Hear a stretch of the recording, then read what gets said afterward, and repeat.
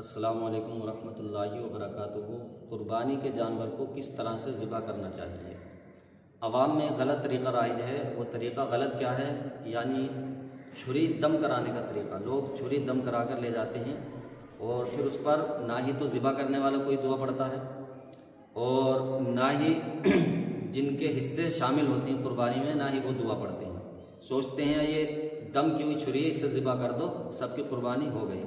یہ غلط طریقہ ہے۔ قرآن مقدس میں ہے حرمت علیکم المیتۃ والدم ولحم الخنزیر وما اہل بہ لغیر اللہ، یعنی اللہ نے حرام فرمایا ہے مردہ جانور، ولحم الخنزیر اور خنزیر کا گوشت، وما اہل بہ لغیر اللہ، اور وہ جانور جو اللہ کے نام کے علاوہ ذبح کیا جائے۔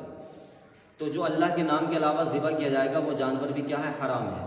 تو جب چھری دم کر دی جاتی ہے تو بہت سے لوگ سمجھتے ہیں کہ اب اس پر اللہ کا نام لینے کی ضرورت نہیں ہے، بلکہ وہ اس سے ویسے ہی ذبح کر دیتے ہیں۔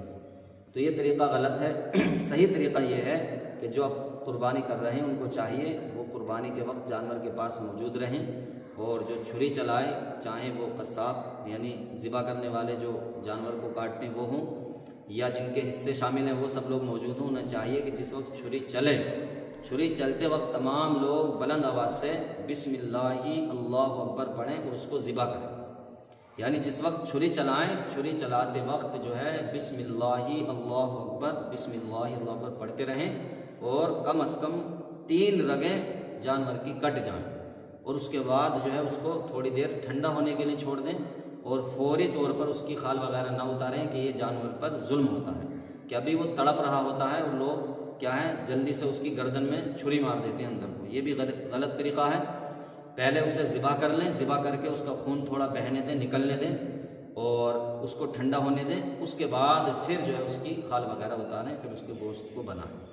تو اس طرح سے جانور کو ذبح کریں، یعنی بسم اللہ اللہ اکبر پڑھ کر ہی جانور کو ذبح کیا جائے۔ ایک مسئلہ یہ ہے کہ قربانی کے جانور کا جو گوشت ہے اس کو کس طرح سے تقسیم کرنا چاہیے۔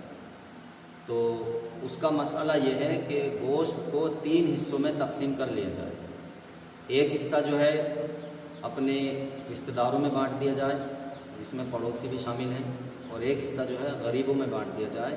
یہ دیکھا جائے کہ کس کس کے گھر پر قربانی نہیں ہوئی، اپنے پڑوس میں یا اپنے گاؤں بستی میں دیکھا جائے، کیونکہ بہت سے گھروں میں قربانی نہیں ہو پاتی ہے اور بہت سے گھروں میں گوشت بھی قربانی کا نہیں پہنچتا۔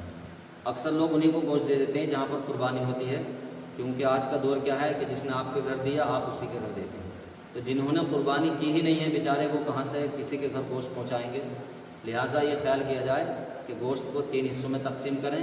ایک حصہ اپنے رشتہ داروں کے لیے، اور ایک حصہ غریبوں کے لیے، اور ایک حصہ اپنے گھر والوں کے لیے جو ہے رکھا جائے، اور اس طرح سے گوشت کو تقسیم کرنا چاہیے، برابر برابر بانٹنا چاہیے۔ ایک جانور میں اگر 7 یا 5 یا 3 لوگ شامل ہیں تو پہلے وہ 3 یا 5 یا 7 برابر سے تقسیم کر لیں، پھر جب آپ کا گوشت آپ کو مل جائے تو اس کے بعد آپ اس گوشت کو 3 حصوں میں تقسیم کر لیں، اور اسے تینوں جگہ 3 حصے کر کے بانٹ دیا جائے۔